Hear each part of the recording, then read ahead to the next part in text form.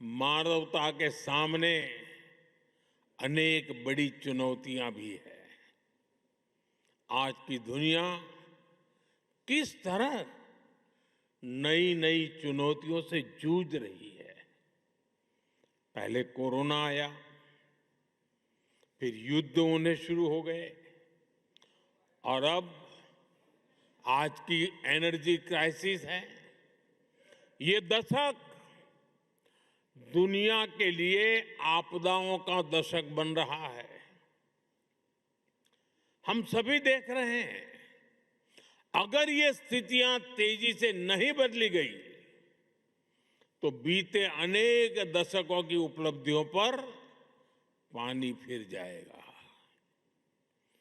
दुनिया की बहुत बड़ी आबादी फिर से गरीबी के दलदल में चली जाएगी।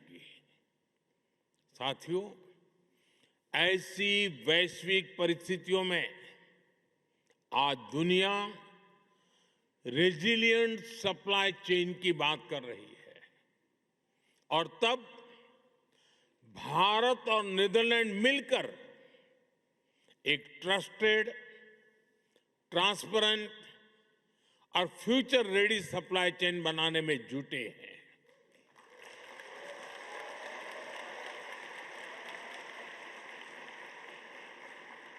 एनर्जी सिक्योरिटी से लेकर वाटर सिक्योरिटी तक नीदरलैंड्स और भारत मिलकर काम कर रहे हैं।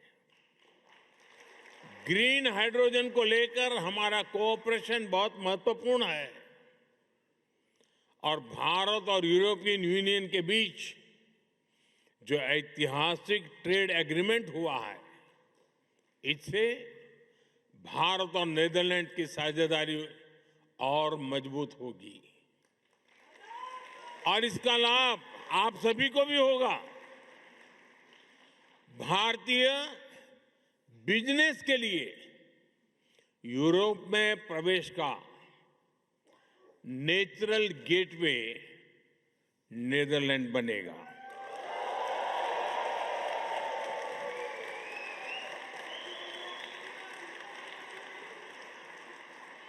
और इस जर्नी में हमारा डायस्पोरा ट्रस्टेड ब्रिज बन सकता है।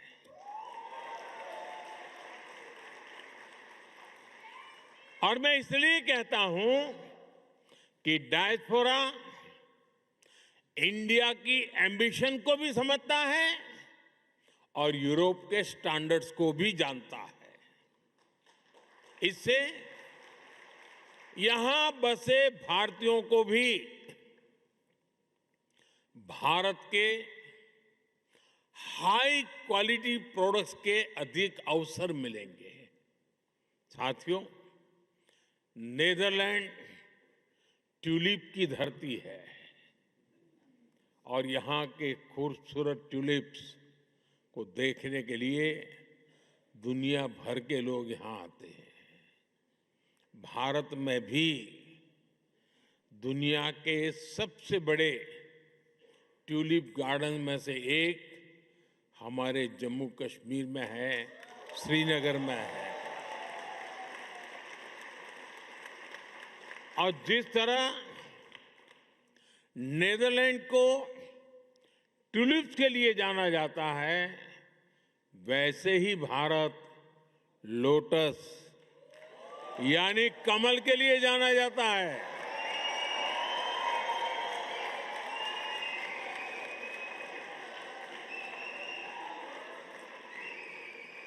साथियों, ट्यूलिप और कमल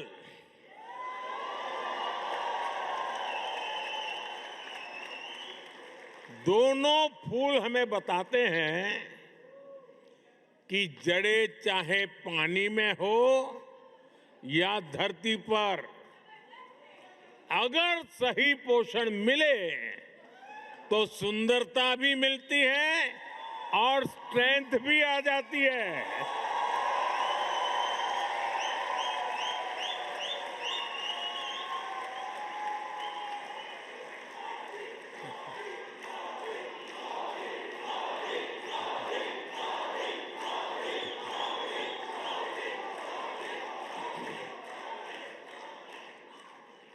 यही भारत और नीदरलैंड के बीच पार्टनरशिप का भी आधार है। साथियों, हमारे बीच दोस्ती की एक और कड़ी है जिसकी उतनी चर्चा नहीं होती, और वो है स्पोर्ट्स। हम दोनों देश स्पोर्ट्स के क्षेत्र में बहुत कुछ मिलकर कर रहे हैं। अब जैसे क्रिकेट है, नीदरलैंड की क्रिकेट में भारतीय समुदाय का बहुत बड़ा योगदान है। अभी भारत में T20 वर्ल्ड कप हुआ, उसमें नीदरलैंड की टीम ने अच्छा प्रदर्शन किया। भारत वर्ल्ड कप चैंपियन है, लेकिन भारत की टीम को भी नीदरलैंड की टीम ने बहुत बड़ी टक्कर दी थी। जब हम तेजा निदामनुरू और विक्रमजीत सिंह को नीदरलैंड की जर्सी में देखते हैं, या फिर जब आर्यन दत्त जैसे युवा खिलाड़ी डच क्रिकेट के फ्यूचर में कंट्रीब्यूट करते हैं, तो हम सभी को बहुत अच्छा लगता है। साथियों, जैसे क्रिकेट में भारतीयों का योगदान है, वैसे ही भारत की हॉकी में नीदरलैंड्स का भी बड़ा कंट्रीब्यूशन है। भारत की हॉकी को और अधिक निखारने में डच कोचिज की भी मेहनत रही है। हमारी विमेन हॉकी टीम बीते कुछ समय से शानदार परफॉर्मेंस कर रही है। इसमें कोच मरीन का अहम रोल है, और इस वर्ष तो हॉकी वर्ल्ड कप का होस्ट नीदरलैंड भी है। और आप सभी को भारत के मैच देखने तो जाना ही जाना है। ये बात पक्की है कि वर्ल्ड कप जो भी कोई जीते, लेकिन इतना पक्का है कि इस ओलंपिक में भारत और नीदरलैंड की दोस्ती जरूर जीतेगी।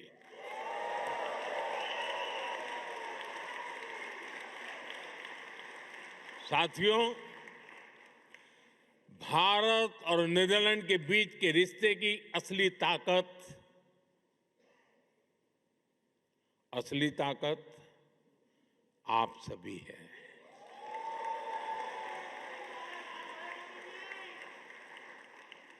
आप इस पार्टनरशिप के जीवंत सेतु हैं, जीवंत ब्रिज है। इसलिए भारत सरकार ने सूरीनामी हिंदुस्तानी समाज के लिए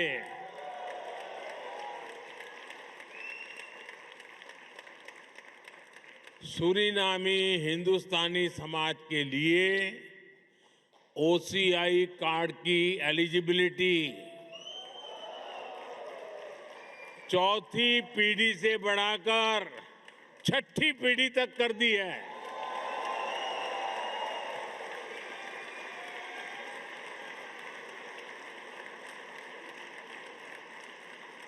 साथियों,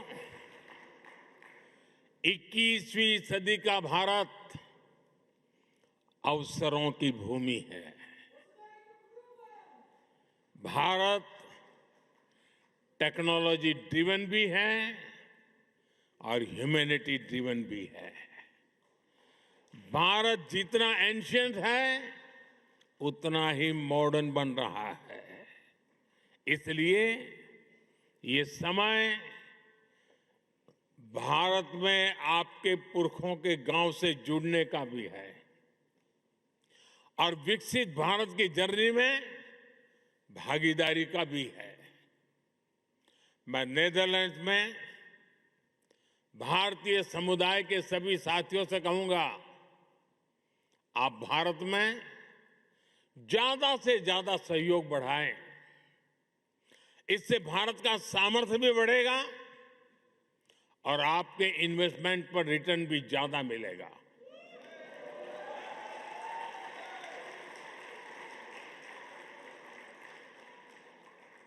और ये मोदी की गारंटी है।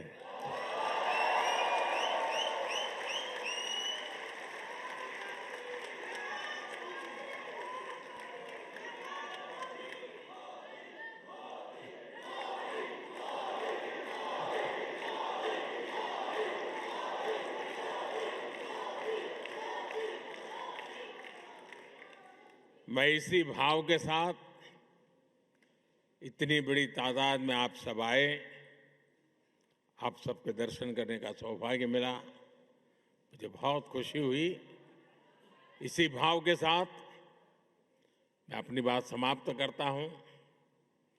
इतने गर्मजोशी भरे वेलकम के लिए फिर से आप सबका बहुत बहुत धन्यवाद। भारत माता की, भारत माता की, भारत माता की बहुत बहुत धन्यवाद।